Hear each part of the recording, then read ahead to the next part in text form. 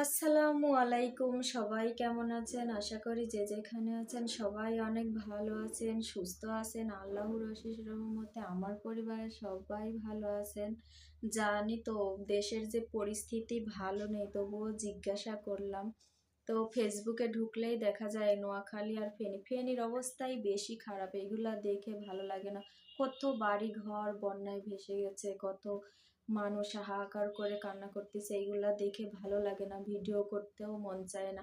আমার ছেলের সাথে একটা মেয়ে পড়ে, ওদের দেশের বাড়িও হচ্ছে ফেনীতে। ওদের বাড়ি ঘর ভেসে গেছে। ওর বোন, ওর মানে হচ্ছে ওই মেয়ের বোন 5 ক্লাস 5-এ পড়ে। সেই মেয়েরও কোনো খোঁজ পাওয়া যাচ্ছে না। ওর মা কান্না করতেছে যে আমার শ্বশুর শাশুড়ি, আমার বাবা মা কারোর সাথে কন্ট্যাক্ট করতে পারতেছি না, কারোর সাথে কোনো যোগাযোগ করতেছি না। এখন ঢাকা থেকে কিভাবে যাব, ওরা কোথায় আছে কিভাবে বলবো, আমাদের বাড়িঘর ভেসে গেছে। এগুলা দেখে আসলে অনেকটা খারাপ লাগতেছে, কোনো কিছুই ভালো লাগলো না। তো আল্লাহর কাছে বলি, আল্লাহ তুমি তাড়াতাড়ি এগুলা ঠিক করে দাও, সমাধান করে দাও। এছাড়া তো আর কিছু বলার নেই। বাহিরেও অনেক বৃষ্টি হচ্ছে, তো এই জন্য আর কি আপনাদের সাথে শেয়ার করার জন্য আসলাম। তো দুপুরে আজকে রান্না করছি লাল শাক ভাজি, আর রান্না করছি ফুলকপি দিয়ে, আলু দিয়ে, বেগুন দিয়ে, রুই মাছ। দুপুরের রান্না কমপ্লিট। আরও একটা জিনিস, আমার ছেলে ঝাল খায় না, এই জন্য তার জন্য মাছ ভাজি করে রাখছি। রুমের মধ্যে খেলতেছিল, এখন আর নাই। এই যে খেলাপাতি, গাড়ি টাড়ি বিছানার উপরে রেখে চলে গেছে।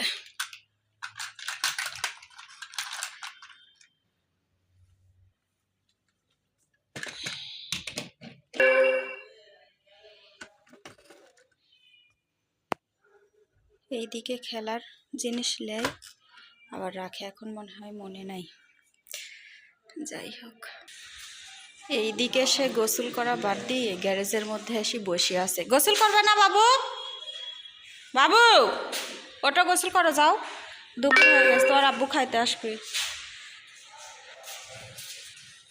এইদিকে আবার বাবুর কাপড় আর ওর বাবার কাপড় ভিজায় রাখছি। সকালে তো দেখলেন বৃষ্টি হইতেছিল, এখন অবশ্য বৃষ্টি নাই, রোদ বের হয়েছে, এই জন্য এইগুলো ভিজায় রাখছি, ধুয়ে দিব। বাইরে কত বৃষ্টি হচ্ছে, প্রতিদিন এরকম বৃষ্টি। এরকম বৃষ্টি হলে দেশের পরিস্থিতি কি হবে? আল্লাহ তুমি সবাইকেই হেফাজত করো। অনেক বৃষ্টি।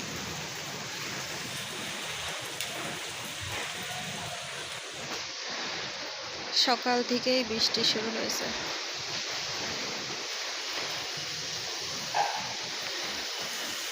কি অবস্থা!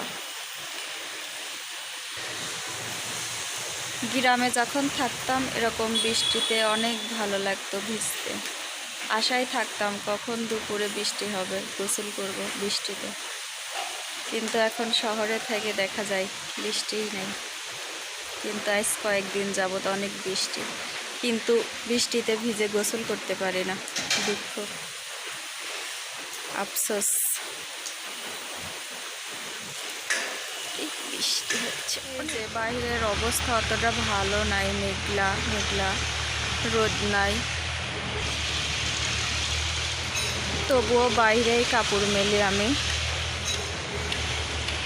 বাইরে কাপড় মেলতে আসে একটা জিনিস খেয়াল করলাম, তো দেখেন এই যে গাছে কিন্তু অনেক আমড়া ধরেছে, কিন্তু আমড়া গাছে পোকা পাতা খেয়ে ফেলছে। অনেক বাতাস হচ্ছে, কথা বোঝা যাচ্ছে কিনা জানি না। আর এই দিকে দেখেন একটা কলা ধরে আছে গাছে, কলার ছড়ি। আমার রুমটা যেহেতু নিচতলা, এই জন্যই আমি বাইরেই কাপড় মেলি। তো ভাবলাম যে এই জিনিসটা আপনাদের সাথে শেয়ার করি। দেখেন কত পাতা খায় ফেলেছে পোকায়। এই ছিল আজকের ভিডিওটা কেমন হয়েছে অবশ্যই কমেন্টে জানাবেন। আর আমার চ্যানেলটা যারা যারা সাবস্ক্রাইব করেননি সাবস্ক্রাইব করবেন, পাশে থাকবেন। আল্লাহ হাফেজ।